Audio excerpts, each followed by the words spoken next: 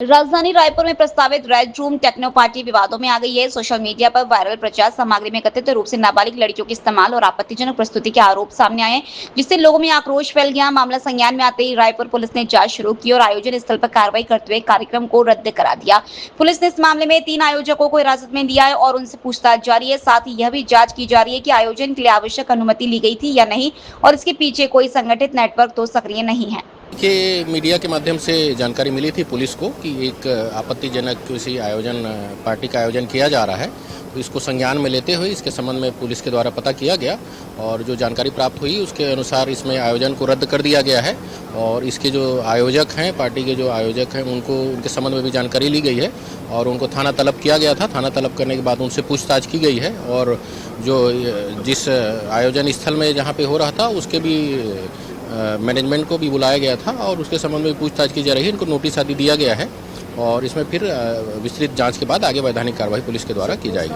हाँ, नहीं, वैसा कोई पूछताछ में तो उनके द्वारा बताया गया है कि एक सामान्य दिनों की तरह जो पार्टी होता है उसमें कोई एक डीजे आने वाले थे परफॉर्म करने के लिए, तो वो डीजे का परफॉर्म करने के लिए आने वाले थे और एक सामान्य था, तो इस तरह के अभी और उसमें जाँच की जा रही है हमारे द्वारा और जाँच के बाद जो भी और चीज़ें आएंगी उसके हिसाब से वैधानिक कार्रवाई की जाएगी। रायपुर में रेव पार्टियों के बढ़ते ट्रेंड को लेकर पीसीसी चीफ दीपक बैज ने सरकार पर सवाल उठाए हैं। उन्होंने कहा कि यह मामला अब केवल रेव पार्टी तक सीमित नहीं है। पहले न्यूड पार्टी के लिए भी फार्म हाउस में आमंत्रण जारी किए गए थे। बैज ने आरोप लगाया कि सरकार का इस पर कोई नियंत्रण नहीं है और ये कानून व्यवस्था की विफलता को दर्शाता है। यहाँ रेव पार्टी तो बहुत छोटी चीज है। पिछले समय तो न्यूड पार्टी के लिए सोशल मीडिया में एक फार्म हाउस में आमंत्रण जारी किया गया है, तो छत्तीसगढ़ में ये कोई नई चीज नहीं है। सरकार का नियंत्रण पूरी तरह से खत्म हो चुका है। ना यहाँ कोई रोजगार है, ना यहाँ कोई व्यवसाय है। सब व्यवसाय सरकार ने चौपट कर दिया। युवाओं के लिए कोई रोजगार है नहीं, तो सवाल ही नहीं है। इस तरह की पार्टियां तो होगी, इसके लिए जिम्मेदार कौन है? सरकार जिम्मेदार है। छत्तीसगढ़ में पेट्रोल डीजल की उपलब्धता और कीमतों को लेकर सियासत तेज हो गई है। मुख्यमंत्री विष्णुदेव साय ने राज्य में ईंधन की पर्याप्त उपलब्धता का दावा करते हुए लोगों से घबराने की अपील न करने की बात कही है। उन्होंने कहा कि जरूरत के अनुसार ईंधन की आपूर्ति सामान्य रूप से जारी रहेगी। वहीं पीसीसी चीफ दीपक बैज ने सरकार पर जनता को गुमराह करने का आरोप लगाया। उन्होंने कहा कि कई जगह पेट्रोल की कमी है और लोग लंबी कतारों में खड़े हैं, जबकि सरकार स्थिति को सामान्य बता रही है। बैज ने सरकार पर भी कीमतों में बढ़ोतरी को लेकर जनता पर बोझ डालने का आरोप लगाया। नहीं, छत्तीसगढ़ में भी माननीय प्रधानमंत्री जी के आह्वान पर हमने स्वयं अपने कारकेट में गाड़ियों की संख्या कम की है। हमारे माननीय मंत्रीगण वो भी संख्या कम किए हैं और ईवी तरफ भी हम लोग जा रहे हैं और सबसे आह्वान है कि अपने अपने हिसाब से अपना अपना बुद्धि लगा के कम से कम मतलब डीजल पेट्रोल का खपत कम करें। ये सबसे आह्वान हो रहा है। विभागीय अधिकारियों के लिए भी किसी जी, सबके लिए हाँ, अधिकारी के लिए भी ये सब नियम है।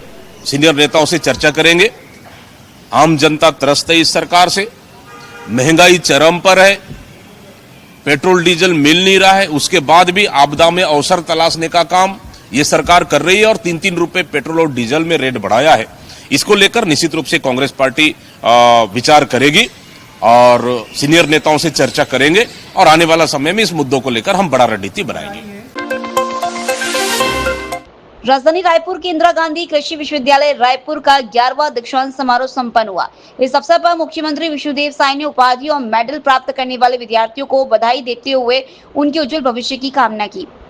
आज इंदिरा गांधी कृषि विश्वविद्यालय रायपुर का 11वां दीक्षांत समारोह संपन्न हुआ है और इसमें कुलाधिपति हमारे प्रदेश के आदरणीय राज्यपाल महोदय श्री रमन डेका जी, हम स्वयं, हमारे कृषि मंत्री श्री रामविचार नेताम जी, हमारे विधायक अनुज शर्मा जी और हमारे यहाँ के कुलपति श्री गिरीश चंदेल जी और सारे विश्वविद्यालय परिवार के पदाधिकारी, अभिभावक सबकी उपस्थिति में संपन्न हुआ है। इस अवसर पर सभी छात्र छात्राओं को जिन्होंने आज मेडल प्राप्त किया, उपाधि प्राप्त की, उनको बहुत बहुत बधाई और शुभकामना देते हैं। उनके उज्जवल भविष्य की कामना करते हैं। निश्चित रूप से उनसे हमारा ये जो धान का कटोरा कहलाता है छत्तीसगढ़ और कृषि का काफ़ी विकास होगा। बलरामपुर जिले में फर्जी दस्तावेजों के आधार पर नौकरी हासिल करने के मामले में पुलिस ने बड़ी कार्रवाई की है। सीआरपीएफ के एक आरक्षक को कूटरचित निवास प्रमाण पत्र के जरिए नौकरी पाने के आरोप में गिरफ्तार किया गया है।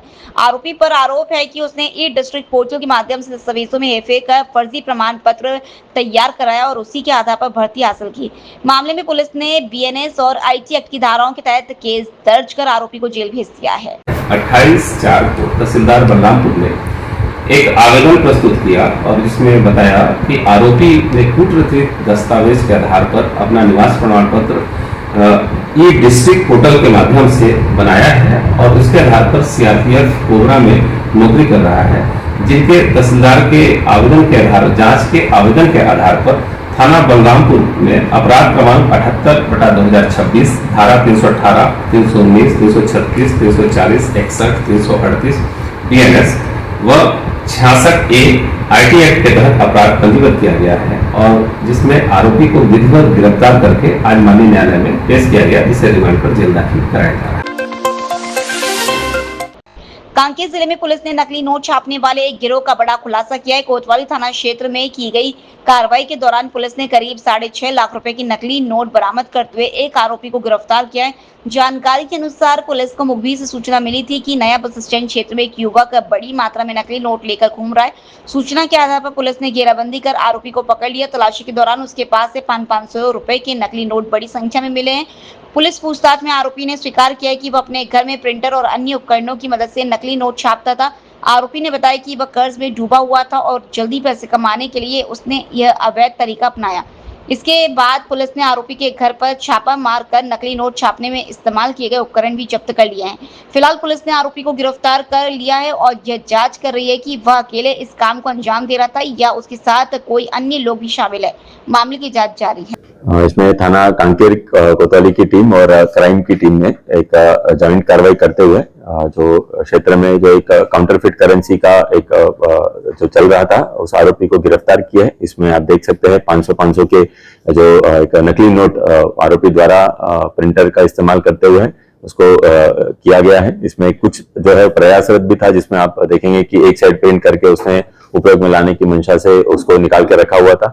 साथ ही में सिक्योरिटी जो एक थ्रेड होती है जो नोटों में होती है वो थ्रेड भी वो प्रिंटर के माध्यम से निकालने की कोशिश कर रहे थे और ये करीब 6,54,000 के करीब का जो राशि है इसमें जो नकली नोट है उसको बरामद किया गया। 500 की नोट है और इसमें लगातार अभी पूछताछ चल रही है कि इसका कहाँ खपाने की कोशिश करता था, इसके कोई गिरोह या इस तरह का कोई और सप्लाई चेन ऊपर में था, इसकी भी हम जानकारी एक इंट्रोगेशन के माध्यम से कर रहे हैं और एक अच्छा बड़ा कार्रवाई हुआ है जिसमें नकली नोट भी बरामद हुआ है और भी एक इनके सिंडिकेट में अगर कोई है तो उसकी भी जानकारी आगे साझा की जाएगी। ये 6,54,000 का नोट अभी जब्ती हुआ है और इसमें पूछताछ में इसके द्वारा भी बताया गया कि कई बार इसके द्वारा खपाने की भी कोशिश की गई मार्केट में और इसमें और भी जो शामिल है उनकी भी पूछताछ की जा रही है। तो भविष्य में और आगे भी जो एक ऑर्गेनाइज क्राइम की तरह अगर ये कई कार्रवाई करते हो तो इसमें आगे एक और मीडिया के साथ साझा किया जाएगा। कोशिश की गई है या नकली नोट खपाया भी है? नकली नोट खपाया भी गया है और साथ में ये मतलब पूरा इसके घर से भी ये जो सामान भी बरामद हुआ है भारी मात्रा में, जो आप देख सकते हैं कि 6,54,000 का तो बरामद हुआ है।